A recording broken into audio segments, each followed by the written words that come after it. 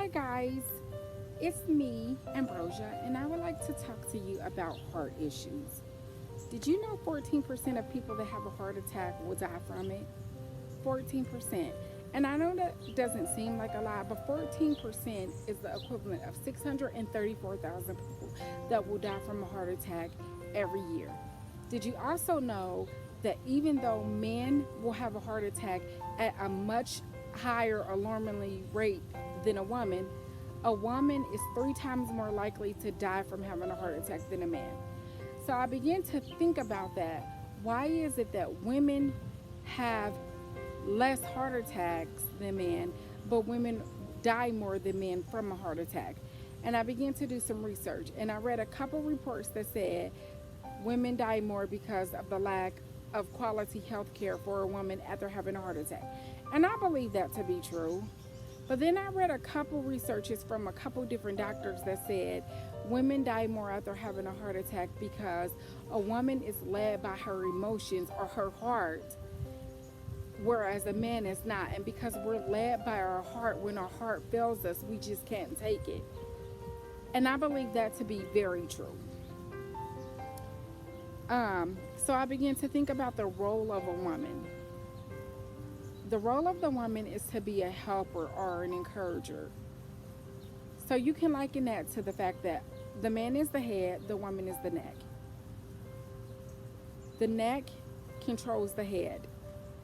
The head can't move or do anything without the neck. So, shh, don't tell them, but we're in charge. Proverbs 21:2 says, "Every way of a man is right in his own eyes, but the Lord pondereth the heart." So when you look up the word ponder, ponder means to measure out. So every way of a man is right in his own eyes, but God is going to measure out your heart. What did your heart do? 1 Samuel 6:7 says, "But the Lord said unto Samuel, Look not on his countenance or on the height of his stature, because I have refused him. For the Lord seeth not as man seeth. For man look on the outward appearance, but the Lord looketh at the heart." So again, that's just telling us you can have you can't look at what the outside appearance is, because the outside appearance can fool you, but the heart will never fool you. So you can look the part, you can dress the part, you can have the long hair, you can wear the skirt down to your ankle, you can wear the shirt down to your wrist, you can wear the closed toe shoes, you can do all of that and look the part, but your heart still be wrong. And God will still say to you, "Depart from me," because he's not looking at the outside, because the outside can fool us. It's like the old saying says, don't judge a book by the cover. This is why you don't judge a book by the cover, because the cover can fool you into thinking that the book is a horrible book, but then once you read it, it's an excellent book. The same thing as the heart. Your outside appearance can fool you into thinking that this is excellent, but then when you look at the heart is nasty and dirty and stony. In Matthew 12:34 says, "O generation of vipers, how can ye being evil speak good things? For out of the abundance of the heart the mouth speaketh." So again, this is telling us, first of all, this is asking us a question.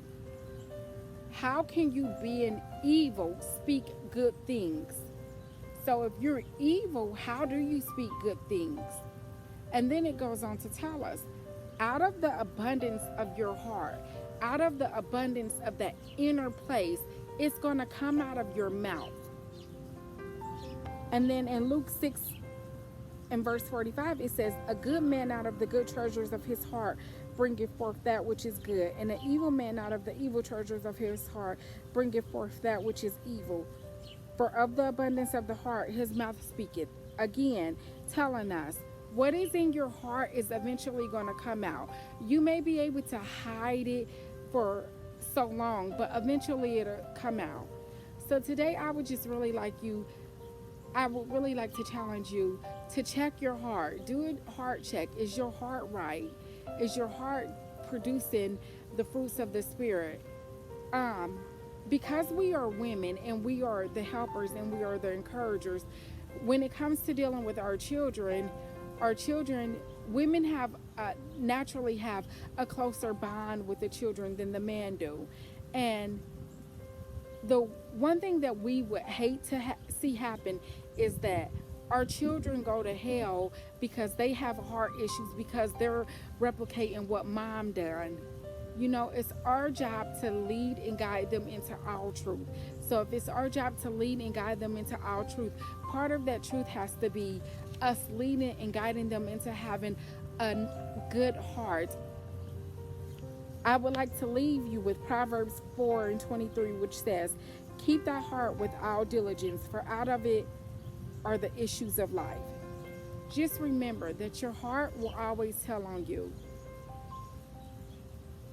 And we want to have a good heart. I mean, we want to hear well done. And part of hearing well done means that we have a clean, pure heart. So that's my challenge for you today. Just do a heart check. And those places where you know that your heart may not be right, just repent and ask God to help you in them areas.